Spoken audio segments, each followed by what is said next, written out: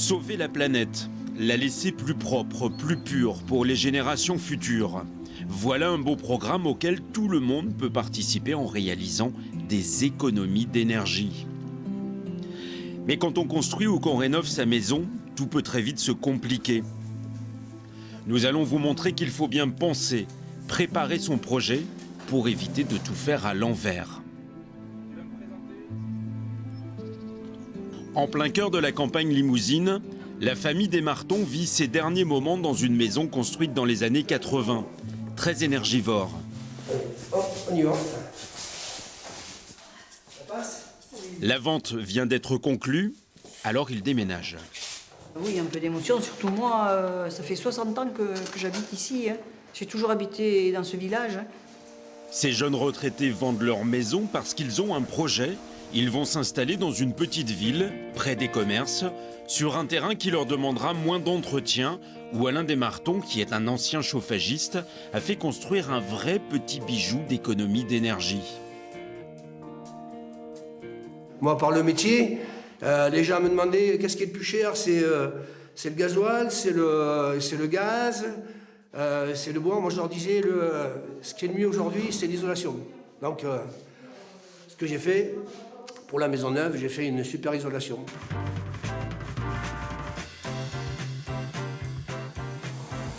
Près de Limoges, Mathieu Fabre rentre chez lui. Ce conducteur de travaux a contribué à la construction de certains des bâtiments basse consommation de son quartier. Il a profité de son savoir-faire pour concevoir sa propre maison, tout près. Le fait d'être dans le milieu du bâtiment, ça nous permet d'avoir un relationnel important avec donc tous les professionnels du métier, et effectivement ça nous permet de choisir au mieux les produits adaptés pour ce qu'on a envie de faire. Mathieu a opté pour la bonne isolation, le mode de chauffage le plus approprié, plancher chauffant et pompe à chaleur. Sa maison lui a coûté entre 15 et 20% de plus par rapport à la normale. On a voulu poser la maison sur le terrain et profiter toute la journée effectivement pleinement du soleil. Donc ça a commencé par ça, et après on s'est penché un petit peu plus sur les installations qu'on a voulu penser à l'intérieur effectivement. Mais il ne regrette pas son investissement, il coule ici des jours heureux avec sa famille. Ce jour-là, Alain Desmartons est dans sa nouvelle maison, en compagnie de l'artisan qu'il a choisi pour installer son plancher chauffant. Un dernier contrôle de routine. Il n'y a pas de fuite apparente. Ça fait déjà 3-4 jours qu'il est sous pression à 6 bars. Et il faut être très, très rigoureux sur cette préparation, parce que si malheureusement on a raté une étape, ça sera la destruction du plancher chauffant qui peut être mis en cause dans les années à venir. Les 750 mètres de tuyaux ont été installés en fonction d'une étude thermique très précise. Une fois le camion de béton arrivé, tout va très vite.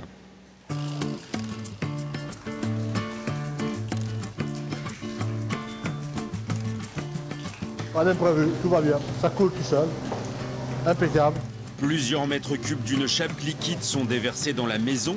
Elle mettra environ 4 semaines à sécher et le propriétaire s'y voit déjà. Ah oui, je pense. Je commence un peu à... Le buffet va être ici, la table va être là, donc je vois à peu près un peu... On va être situé, quoi. Une fois que tout sera branché, la dalle sera chauffée à 28 degrés seulement. Bien moins que les premiers planchers chauffants qui occasionnaient quelques problèmes. On n'a plus l'inconvénient des anciens systèmes où on travaillait avec des dalles très chaudes et qui avaient pour réputation justement de faire enfler les jambes et d'avoir un certain inconfort. Là, sur ce type de plancher chauffant, on travaille avec des températures beaucoup plus basses et du coup on n'a pas ce ressenti de dalle bouillante qui posait tous ces désagréments dans le temps. Chez les Fabre, on s'est tellement habitué au plancher chauffant qu'on a pris l'habitude de se promener en chaussettes dans la maison. Il est donc alimenté par une pompe à chaleur. L'installation a été choisie en fonction de l'orientation, de l'isolation et bien sûr du budget de la famille qui aujourd'hui se chauffe pour un prix dérisoire. Pour notre maison d'une surface d'un peu plus de 125 mètres carrés, effectivement, on est sur une base arrondie à 100 € par mois, tout compris, chauffage, électricité compris. Ça fait 1 € du mètre carré? Un peu moins d'1 € du mètre carré. Un peu moins d'1 € du mètre carré. C'est rien du tout. Effectivement, oui, on s'y retrouve tous les mois. Voilà. Mais le rêve peut vite se transformer en cauchemar quand on est mal conseillé.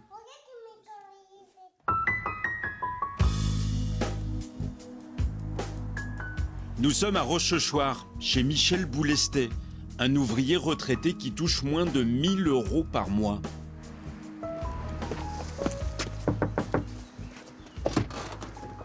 Bonjour Monsieur Boulestet. Bonjour monsieur, ça va? Ouais, vous nous montrez tout ça? Oui, allez, venez. La pompe, voilà. 2 pompes à chaleur lui ont été vendues. La première alimente un ballon d'eau chaude dernier cri posé entre le lavabo et la cheminée. C'est ce qu'on appelle un chauffe-eau thermodynamique. Bon, il est entièrement, comment dirais-je, électronique. La seconde lui sert à se chauffer. C'est alimenté par quoi ça? Ben ça, c'est alimenté. Il y a une autre pompe à chaleur de l'autre côté. Et ça ne chauffe que votre ça, chambre? Voilà, ça chauffe que la chambre. Tout a commencé par un simple démarchage téléphonique. Bilan, un endettement de 14 000 €. On a pris un rendez-vous. On m'a renvoyé ces deux messieurs. Bon, ils sont venus avec un appareil pour pouvoir... je sais pas comment on appelle ça, moi, pour... Faire des mesures? Oui, voilà, faire des mesures, tout ça. Et après, bon, ben, ils en ont déduit qu'il me fallait ces appareils comme ça. Voilà. Et bien sûr, bon, ce sont tout à fait de jeunes commerciaux. Bon, je leur ai fait confiance. Et malheureusement, je pense que j'aurais dû être beaucoup plus attentif que j'ai été. La facture d'électricité a presque doublé, 180 € par mois. Pour comprendre l'origine du problème, le chauffagiste Thierry Béran a accepté d'inspecter l'installation en compagnie du représentant d'une association de consommateurs. Bon, il y a eu quelques coups de peinture. Oui, mais ça isole pas, monsieur Boulestet. Oui, je sais bien, mais... Je veux dire, proprement dit, il n'y a pas eu d'isolation par l'intérieur, par l'extérieur. Non. Au niveau du grenier, des choses comme ça, non, la laine de verre et des potes, il y en a au moins? Non, même pas. Même pas, donc voilà. Le verdict est sans appel, la maison n'est pas isolée, sans aucune aération, et le ballon d'eau chaude de 270 litres serait adapté pour une famille de 5 à 6 personnes. La chaleur qui va être fournie, c'est une perte totale. Et je veux dire, pour moi, c'est un défaut de conseil. C'est un défaut de conseil. Vous l'auriez installé ça, Thierry? Non, moi franchement, on n'aurait pas vu la chose, on l'aurait vu autrement avec un complément d'isolation. Moi, je ne fais pas, on fait pas une installation, on va dire à la sauvage comme ça.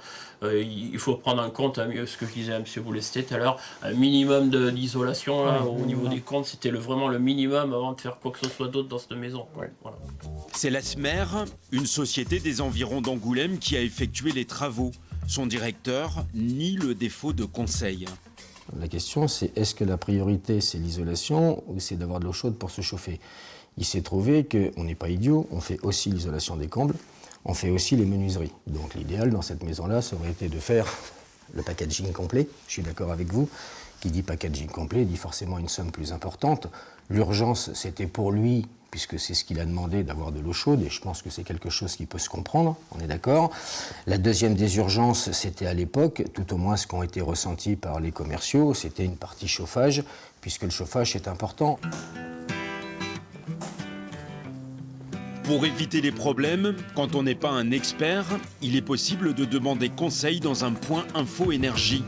Bonjour. Bonjour. Ces derniers temps, on a beaucoup entendu parler de l'isolation des combles pour 1 €. Et là, méfiance. Jean-Jacques Rabage, première. On en achète pour 1 €, mais voilà, c'est pas forcément ce qui est le mieux. Alors, il y a de bonnes opérations qui ont été faites, mais malheureusement aussi, il y a des opérations qui ne le sont pas. Donc avant, nous, les gens, on peut les conseiller sur ce type d'isolation, mais on peut peut-être leur demander d'augmenter de la qualité. Par exemple, travailler sur des matériaux d'origine biologique, par exemple, comme cette ouate de cellulose. Ça coûte beaucoup plus cher. Alors, pas beaucoup plus cher, ça coûte plus cher, mais quand on travaille en isolation en euros, on ne propose pas ça.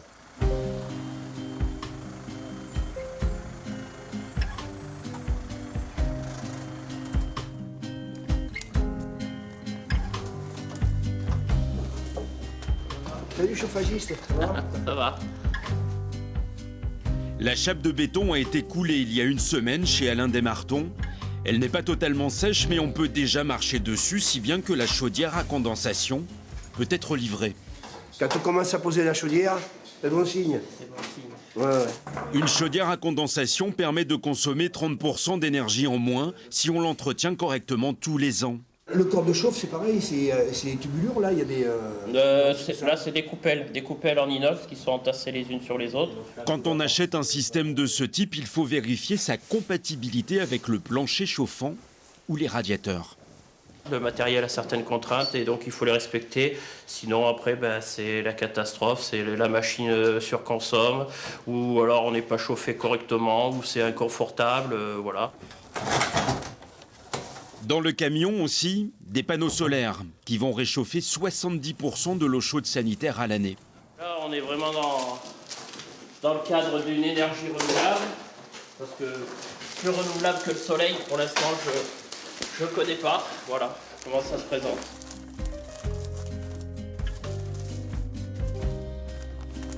Dans les combles, un autre artisan travaille à l'installation d'une VMC double flux qui, elle aussi, va permettre de faire des économies d'énergie. Le principe est simple, l'air vicié est aspiré, tout se passe dans une grosse boîte qui retient la chaleur. Elle est ensuite renvoyée dans la maison avec de l'air qui vient de l'extérieur. Ça évite d'avoir des entrées d'air aux fenêtres. Voilà. Parce qu'on a des fenêtres bois alu super isolées. Si on met une VMC normale, même hygrométrique, il va falloir faire des entrées d'air. Alors que là, on aspire l'air dans les pièces humides et on l'insuffle dans les chambres et le séjour.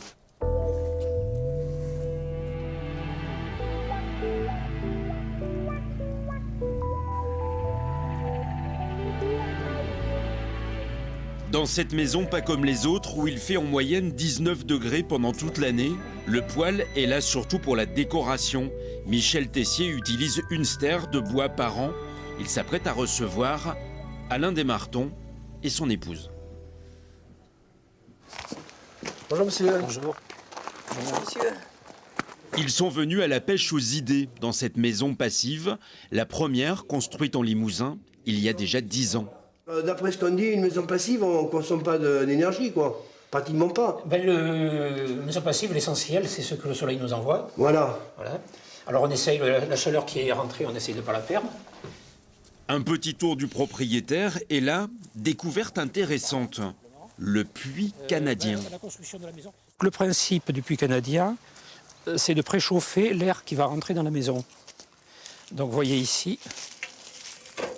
Alors, si vous mettez la main, vous pourrez sentir un petit peu, il y a l'air qui passe doucement. Oui, on le sent. Au lieu de prendre l'air directement à l'extérieur, l'air de l'extérieur, on vient chercher la température du sol. Température du Donc sol. on gagne des degrés. On gagne 10 degrés. Ouais, d'accord. L'air qui entre dans la maison fait entre 8 et 12 degrés. Le soleil, c'est bien pour se chauffer, mais en plein été, il faut aussi savoir s'en protéger. Le système de store comme ça a l'avantage de pouvoir quand même laisser passer un peu de lumière, de filtrer, tout en protégeant du soleil. Et puis le régler comme on veut, quoi. Et le régler comme on veut. Et c'est important de penser à ça aussi bien pour les fenêtres à l'est, alors surtout au sud bien sûr, mais également à l'est et à l'ouest, parce qu'en été, le soleil d'ouest, il contribue beaucoup à chauffer les maisons. Parce que c'est bien l'hiver, mais l'été, il faut qu'on puisse aussi être bien, quoi. Alors ça c'est capital, disons. Nos spécialistes en économie d'énergie ont passé le reste de l'après-midi à échanger sur leurs projets. Nous nous sommes retirés sur la pointe des pieds, convaincus que pour contribuer à sauver la planète, il est nécessaire de prévoir de gros investissements. Au départ, pas toujours facile pour les jeunes couples qui s'installent, d'autant que pour les maisons neuves, il n'existe plus aujourd'hui aucun crédit d'impôt.